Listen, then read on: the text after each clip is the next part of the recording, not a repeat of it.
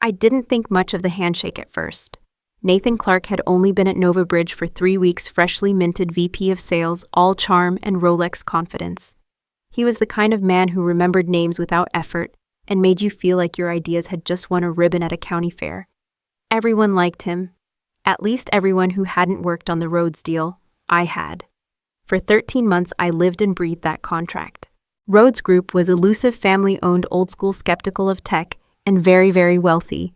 Convincing them to upgrade to our energy monitoring platform was a marathon of small wins, the first lunch, the offhand comment about their facility leaks. The custom dashboard mock-ups I built from scratch over a Thanksgiving weekend. No one wanted it until I made them want it.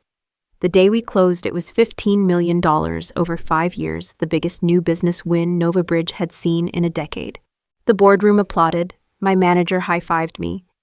Nathan clapped too, a little too hard, a little too long. He shook my hand and said, "Rachel, you're exactly the kind of leader this company needs right now."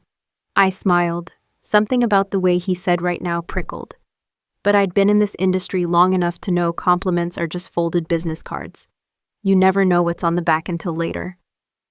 Later came fast. 3 days after the deal was signed, I got a calendar invite titled Restructure Review. 10 mins, no agenda, no context. Just HR, a middle manager I barely knew, and a smile that didn't reach anyone's eyes. As part of our new organizational alignment, they said we're placing you in a more customer-facing role. Something to leverage your client rapport. Translation, they were moving me to the front desk. Receptionist. I was 39. I had built 3 client verticals from scratch. And now I'd be signing in interns and watering fake orchids. Nathan didn't even tell me himself. He just passed my desk the next morning and said, "Big things come from small starts, Rachel. Be proud." I nodded. I'd saved the deal. Now I'd save the silence. Because when you're sitting by the phones, you decide which calls go through. The reception desk was white laminate, rounded corners, no drawer space. One of those ergonomic redesigns the facilities team liked to brag about in town halls. It faced the elevators like a stage. Every arrival had a front row view. And now I was the opening act. My new nameplate read Rachel G. Just that. No title, no department, no trace of what I'd built. The irony wasn't lost on me. I used to close million-dollar deals over Zoom while sipping black coffee from my corner office mug. Now I was pouring that same coffee for visitors and pretending the bubbling Keurig didn't sound like mockery. Smile warmly, greet promptly, de-escalate politely. That was printed on page 1 of the handbook I never asked for. By day 3, I had memorized the faces of every executive who had once CC'd me. Now they nodded awkwardly, or didn't. Maya from procurement gave me a half smile and a sidestep. Ben from ops tried a "Hey, how's the new role?" but trailed off before he had to hear the answer. Nathan never looked. He just walked past, always mid-call, always too busy. He was giving interviews now, talking about how he stepped in to secure Rhodes after a rocky negotiation. I heard him say that in passing once. Didn't know if he meant it for me to hear, didn't care. I still had the original Rhodes contract draft saved on my drive. My initials were on every clause. The final call log. 42 entries. 37 of them were mine. I didn't say a word, not to HR, not to my old team, not even to Janice, the building manager who used to email me for energy reports and now handed me FedEx envelopes with a sympathetic shrug. But every time the phone rang, every time someone said, "Can you transfer me to Nathan Clarke?" I smiled, because I was still listening, still learning. And in this seat, I didn't just manage visitors. I managed information. I knew who was calling, when, why, and I was waiting not for revenge, for timing. Because if Rhodes called again, I'd be the one who picked up. By week 2, I stopped reacting to the stares. The trick was to become part of the furniture. You smile, you nod, you stay still long enough, and eventually people stop seeing you and start speaking freely around you. That's when the lobby became useful. You'd be amazed what people say when they assume the receptionist doesn't matter. The interns gossiped, the sales reps griped, the executives, they bragged. I learned that Nathan was streamlining operations, which meant half my old team had been reassigned to departments they didn't understand. I learned that he hated follow-up emails and preferred verbal confirmation, which explained why client onboarding times had nearly doubled. I also learned that the Rhodes team was getting nervous, "How long has Nathan been handling Rhodes solo?" someone asked outside the elevator. "Too long," came the reply. "They've emailed 3 times asking for Rachel." The name hit me like a dropped stapler, sharp and sudden. They were asking, by name. I didn't flinch, didn't smile.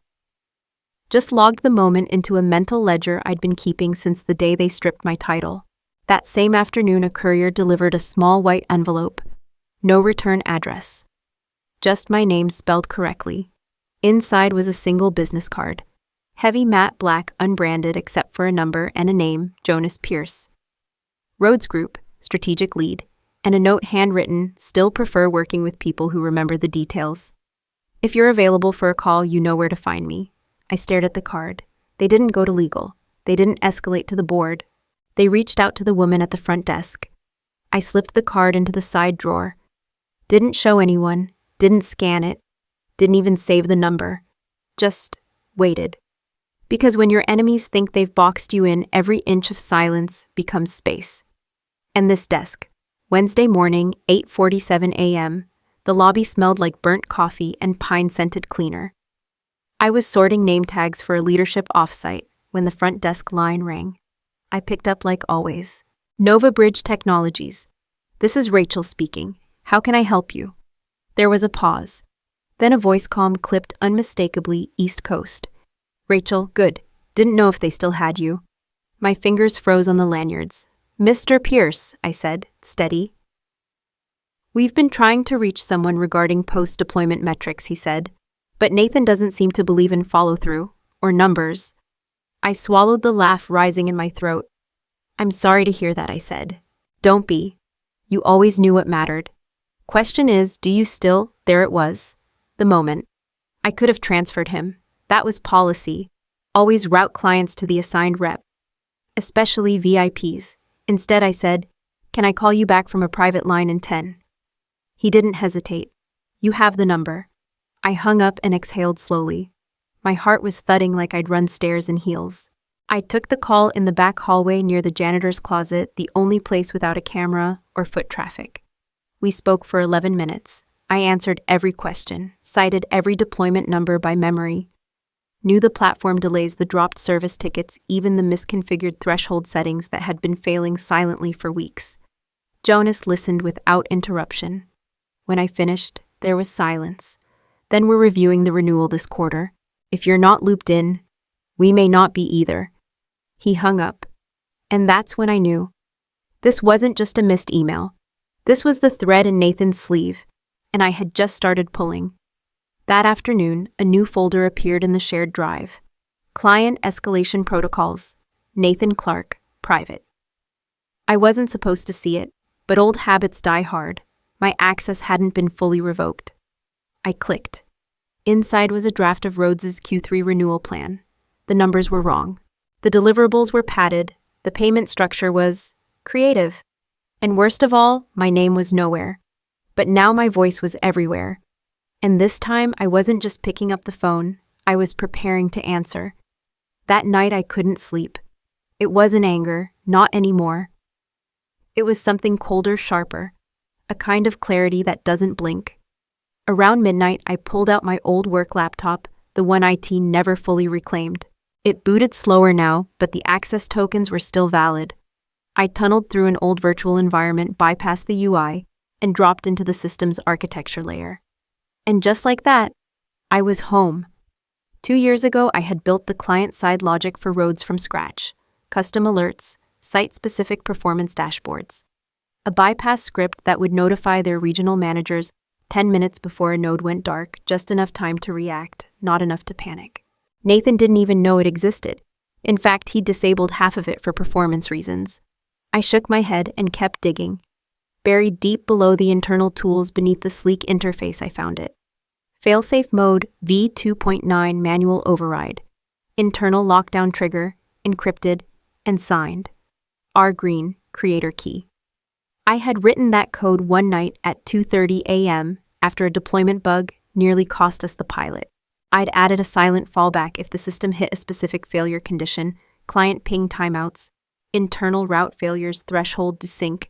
It would pause itself, gracefully, no crashes, just silence until reauthorized. No one else ever knew. The system remembered me. I wasn't a receptionist with a badge and a smile. I was the woman who built the floor beneath their feet. And if Nathan kept cutting corners, if another padded report went out, if the client called again asking why nothing worked, the silence wouldn't be mine. It would be his. I logged out, unplugged everything, wiped my access logs. Then I stood by the kitchen window in my apartment, watching the empty Chicago streetlights blink against the fog. They thought I was erased. But code has memory, and so did I. Monday 9:42 a.m. I was logging a delivery when the email came through from NovaBridge's corporate account addressed to executive team and client strategy leads. Subject urgent, Rhodes Group, flagging SLA terms. Ahead of renewal. I opened it, twice. The body was clinical. Client has raised concerns regarding fulfillment accuracy and communication gaps. Requested a direct point of contact for contract continuity. Asked specifically whether Rachel Greene is still with NovaBridge. There it was. My name, in bold, forwarded, replied, CC'd, circulated. The name they left off the press releases, the one they scrubbed from the Rhodes internal deck, the one they thought would quietly fade into a receptionist tag. Now it was back. In every inbox on the 17th floor. At 10:03, Nathan stormed through the glass doors of the lobby. No smile this time, just sweat at the collar and a tight twitching jaw. Rachel, he said, barely masking the urgency. Quick chat. He didn't wait for me to stand. We walked into one of the glass conference rooms, the kind used for vendor demos and holiday HR briefings. He closed the door, turned and launched in. Look, this Rhodes situation, we've had some signal misalignment and the client's gotten a bit emotional. I just need you to hop on a follow-up call. Play it down, give them confidence. He said it like I hadn't read the thread, like I hadn't built the very system they were doubting. You want me on that call? I asked carefully. Yes, just for optics. You don't have to lead. I'll take point, you support. I held his gaze. I'd need to see the draft agenda. Of course, I'll send it. And the metrics? Sure, I'll get those. And the current terms you've proposed in writing. Nathan blinked, hesitated. Then why? Because I'm not walking into a room to endorse a lie. His face shifted. He realized too late that I wasn't asking. I was documenting. I stood, reached for the door. You said big things come from small starts, I said calmly. Let's see what comes from the front desk. Then I walked out and left him in the glass box, the same kind he built for me. Except this time, everyone could see who was really on the outside. That evening, I stayed late at the front desk. The building emptied by 6:30, but I was still there at 7:05, blazer on, badge clipped, quietly rerouting the most important conversation of the quarter. Through me, I wasn't stalling, I was preparing. I had printed a single copy of the original Rhodes system architecture, the one with their energy thresholds, rollout benchmarks, and margin tolerances. My initials were in the footer. Not because I needed credit, but because that version was stable. The version Nathan submitted. It was a disaster waiting to be signed. At 7:19, my phone buzzed. Maya, my former analytics lead, now reassigned to sales support, texted one word, slipped. She'd seen the latest client presentation Nathan had queued for the Rhodes review. It was padded. Again. Custom KPIs misaligned with actual deployment data. And a reference to a non-existent performance tool still in testing. I exhaled calm. Then I opened my laptop and keyed in the system fail-safe protocol, the one I had tucked beneath the backend's behavioral triggers. Command line RR Greene, initiate, pause, threshold trigger, client flag. Authorization valid response, listening. I didn't activate it, not yet. But I armed it, because if they tried to force this deal through, if Nathan used my name in that room while that ball burying the truth underneath it, the system would respond. Not with noise, with absence. A quiet blackout, a halt. One that only the original architect could reverse. At 8:07, I received a calendar invite. Subject Rhodes Review, Executive Attendance Optional Location, 19th floor, C-Suite Boardroom Time. Wednesday, 9:00 a.m. I wasn't on the invite, but the client still thought I'd be there. And they weren't wrong, because I wasn't just watching anymore. I wasn't just answering phones. I was the firewall. The last piece of integrity this company didn't even realize it was standing on. And on Wednesday, they were going to learn what happens when you try to route a $15 million deal through someone you tried to erase. Wednesday, 8:58 a.m. The lobby was unusually quiet. The only sound was the tick of the wall clock behind me and the faint echo of patent leather shoes on marble upstairs. I was at my post, crisp blouse, steady smile, badge clipped dead center. At exactly 9:00, the elevator chimed. Two men in suits, Jonas Pierce and a Rhodes finance exec I didn't know, walked in. I stood and extended a hand. "Welcome to NovaBridge," I said. Jonas's eyes flicked to my badge. He didn't flinch. He nodded. "You still remember the deployment trigger logs?" he asked. "Clause 12B, line 4, I replied without pause. "Good." They headed up. At 9:07, the boardroom doors closed. Inside, I imagined the scene, Nathan smiling the projector, humming the same bloated deck with a prettier cover page. The same data, only shinier, safer, edited. But Jonas didn't care about pretty. He cared about correct. At 9:14, the front desk line lit up. "Extension C-suite boardroom," I answered. A panicked voice on the other end. "Rachel, they're asking for clarification on Clause 7 timelines." Nathan just froze. I cut in calm. "Is Mr. Pierce asking for me?" "Yes." Directly. I looked down at the laminated visitor sheet in front of me. I had every reason to decline. Every right to say I'm not part of this anymore. But I didn't. Because when someone calls your name in a room full of people who erased it, you don't hang up. You answer. "I'll be right there," I said. I walked toward the elevator, slow, steady, not rushed, not triumphant, just ready. The ride to the 19th floor was silent. When the doors opened, every head turned. Jonas stood. "There she is," he said. Nathan didn't move. I took the seat they had left empty, the one no one had planned for, the one they couldn't fill. And for the next 40 minutes, I explained every discrepancy, cited the correct benchmarks, corrected every creative projection.